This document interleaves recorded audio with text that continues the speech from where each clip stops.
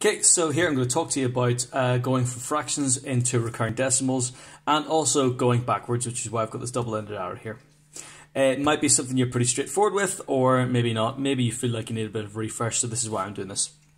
So I'm going to start with a nice simple fraction. I'm going to start off by changing my pen. I'm going to get this one so you can see it. I'm going to start with 3/7.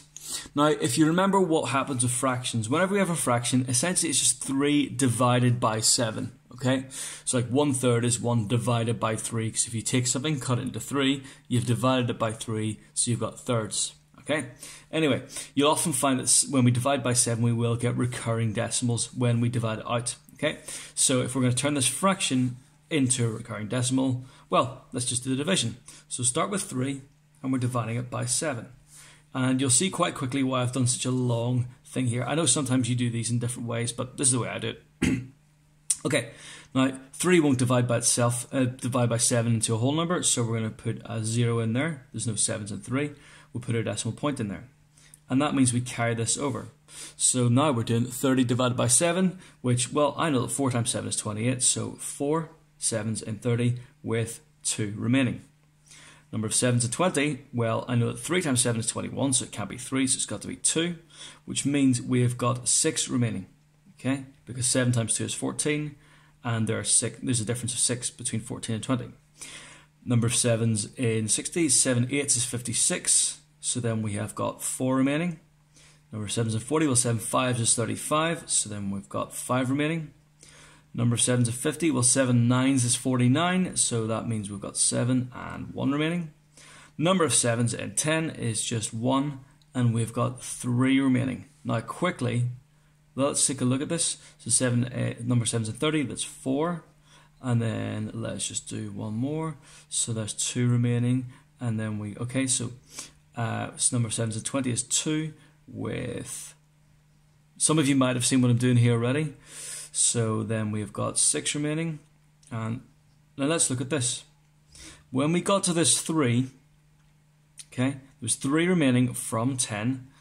What we got is we got right back to the beginning of this pattern, okay? And if I was to divide, well, I've done this, so 7 8 is 56 with 4 remaining. Well, I would just do that and do that again, and then have 5 remaining and do that again, and then have 1 remaining and do that again. So what I now have is I've almost successfully turned 3/7 into a recurring decimal. This will never end. This pattern will just keep going forever and ever. Okay, and I could waste all my pens, all the ink in the world, and still I'd be nowhere near finished because it's infinite. Okay, so we can see, because this recurs, that means we can now write that 3/7 is equal to 0.428571, and that's going to be recurring. You can write this in different ways. You can do a little dot over the 4 and the 1. You can do a bar right over the top of the whole set, which is recurring. You can do dots over all of them if you like, but you only need to do dots of the first which recurs and the last which recurs. Okay, so sum it up, you can write like this: 28571, like that, 0.428571, dot, dot, dot, dot, dot, dot, if you really like. Okay, save time, do this. Okay. Okay, so I mean that method applies to turning any fraction into a recurring decimal. I've chosen a nice simple one. Sometimes you'll get more difficult ones. Okay, at year 8 you won't get. Generally you'll not get a denominator with 2 figures in it, a number 10 or larger. What we're going to do now is we're going to turn recurring decimal into a fraction. So I'm going to choose one which I quite like. So I'm going to do 0.216 recurring. Okay, so what that means is 0.216, 216, 216, 216, 216. Let's just write that a bit. 0.216, 216, 216, 216. And have a think about it. Is that ever going to end? No, it's not. It's recurring. It means it goes on forever. So what we want is to turn this into a fraction. And if you remember your fractions, a proper fraction consists of a whole number, an integer on the top and on the bottom, an integer numerator and an integer denominator. And obviously this is not an integer, it's not a whole number. We need to be able to write it down precisely. So what we want is somehow to get rid of this recurring thing. I'm going to show you how we do that. Maybe you remember, but maybe you don't. Either way, fine. What I'm going to do is I'm going to take this, let's just do a recurring symbol, just so we're consistent. Okay, so that's recurring. I could put this here or wherever. So this is recurring. What we're going to do is we're going to try and get a whole number out of this. So first thing we can try is we can times this by 10, multiply it by 10, and have a think about what we're going to get. We're going to get 2.162162162. That's going to recur forever, okay? But that's not really doing us much good. We've still got this recurring thing happening, okay? And there's not much, this can't help us very much. So I'm going to multiply instead by 100. And I'm going to get 21.62162161. Okay, still not doing us a whole lot of good. So let's try something else instead. I'm going to multiply it by 1,000.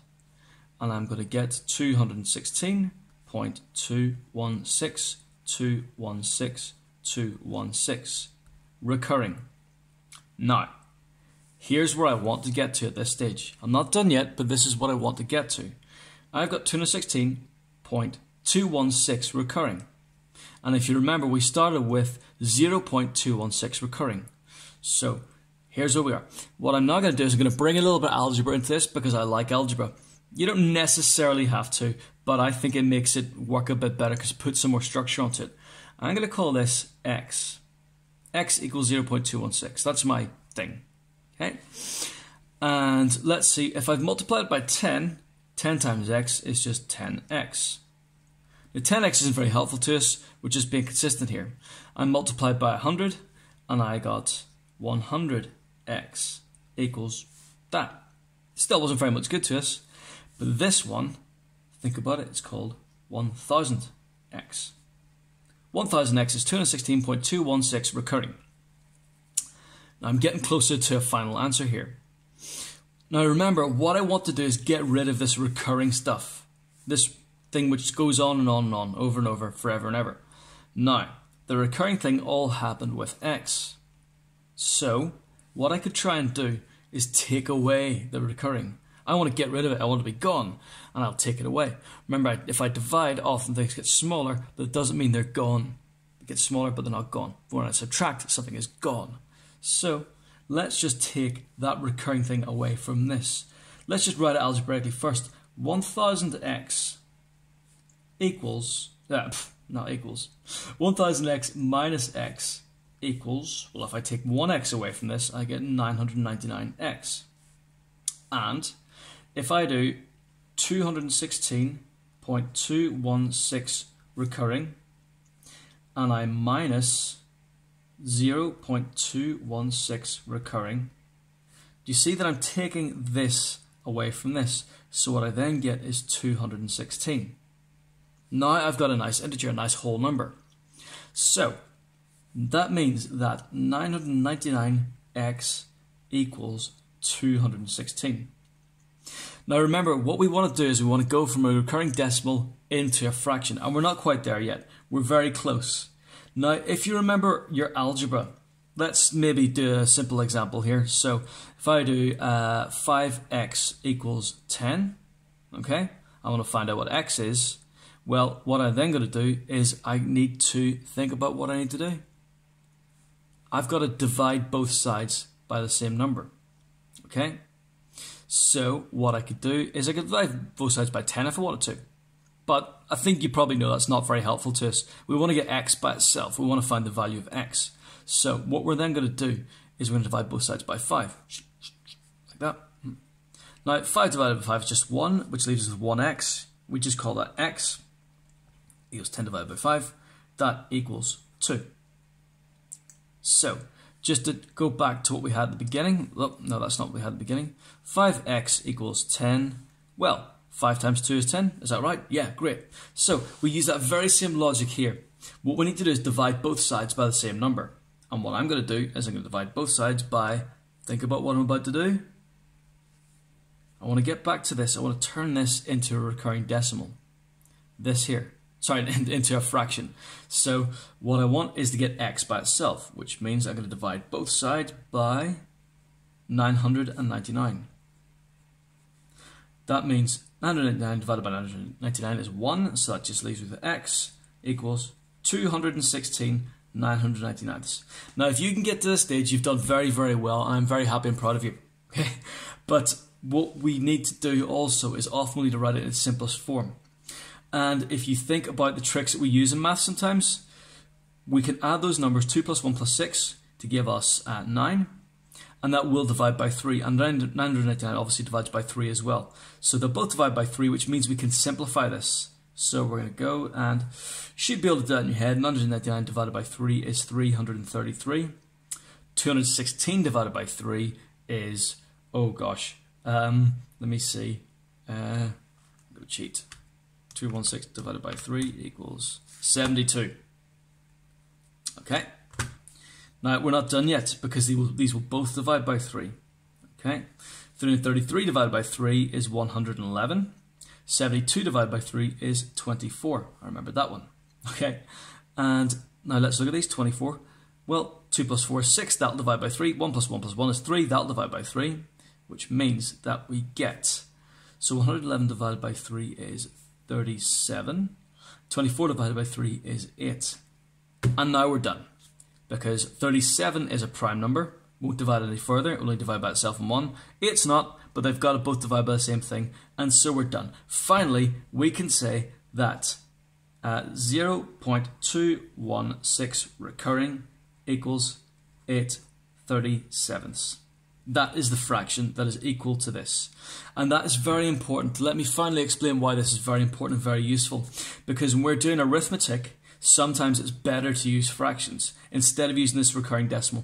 This is what we call an approximation. It's not exactly equal. It's what we're trying to do to represent it as a decimal, whereas this is exactly that number.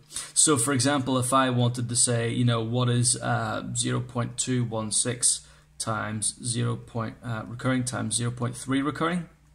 So any maths that I would do, if I just kept those as decimals, if I was like, okay, is approximately equal to 0.216 times 0.333, use the same number of decimal places, it's still going to be an approximation, okay? It's not going to be exactly right, but if I do 8/37 times 1/3, then I'm going to get an exact answer. I'll get 8 over 111. No, 8. Yeah, 811ths. Okay? And that's exactly correct. And if I put this into my calculator, 8 over 111, that again gets me a recurring decimal. So this is much more accurate.